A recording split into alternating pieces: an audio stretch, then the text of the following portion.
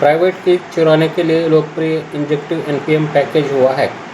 Hackers ने एक बेहद सोफिस्टिकेटेड सप्लाई चेन अटैक को अंजाम देते हुए डेफी पर केंद्रित एक प्रमुख लेयर 1 ब्लॉकचेन इंजेक्टिव को अपना निशाना बनाया है। उन्होंने इसके एक व्यापक रूप से उपयोग होने वाले सॉफ्टवेयर पैकेज में दुर्भावनापूर्ण कोड डाल दिया। सुरक्षा फर्म सॉकेट द्वारा खोजे गए इस हमले में आधिकारिक इंजेक्टिव लैब एनपीएम पैकेज को टारगेट किया गया, जो वॉलेट, एक्सचेंज और डिसेंट्रलाइज ऐप्स बनाने वाले डेवलपर्स के लिए एक बेहद ज़रूरी टूल है। इस संक्रमित वर्जन 1.20.21 को एक हैक किए गए डेवलपर गिटहब अकाउंट के जरिए सिस्टम में डाला गया, जिसकी संदिग्ध शुरुआत 8 दिन से हुई थी। चिंता की बात यह है कि यह खतरनाक कोड इंजेक्टिव लैब्स इकोसिस्टम के 17 अन्य पैकेजों में भी फैल गया, जिससे उन यूजर्स पर भी खतरा मंडराने लगा जिन्होंने मुख्य एसडीको को सीधे इंस्टॉल भी नहीं किया था।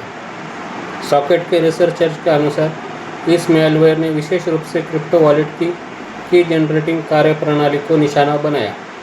जब भी कोई ऐप किसी यूजर के वॉलेट क्रेडेंशियल को प्रोसेस करता, यह कोड चुपके से उसकी प्राइवेट कीज और न्यूमोनिक सीड पेयर्स की नकल कर लेता था।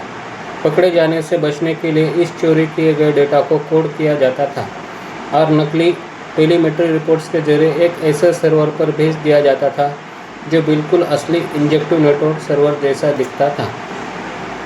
हालांकि डेवलपर ने इस घुसपैठ को तुरंत पहचान लिया और इंजेक्टिव के सीईओ एरिक चेन ने पुष्टि की है कि प्रभावित एनपीएम वर्जन को हटाकर इसे ठीक कर दिया गया है, लेकिन खतरा अभी पूरी तरह टला नहीं है। हटाए जाने से पहले ये मालवेयर 300 से अधिक बार डाउनलोड किया जा चुका था और रिसर्चर्स का कहना है कि ये अभियान अभी पूरी तरह से काबू में नहीं है।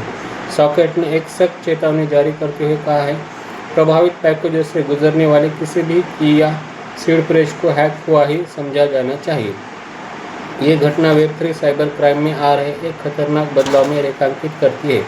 ब्लॉकचेन क्रिप्टोग्राफी पर सीधे हमला करने के बजाय हैकर्स अब सॉफ्टवेयर सप्लाई चेन को निशाना बना रहे हैं, ताकि भरोसेमंद डेवलपर टूल को ही मालवेयर फैलाने का जरिया बनाया जा सके। हाल ही में क्रिप्टो और एआई डेवलपर्स को निशाना बनाने वाला ट्रैपडोर जैसा अभियान भी इसी का एक हिस्सा था। इस खेल में जोखिम बहुत बड़ा है।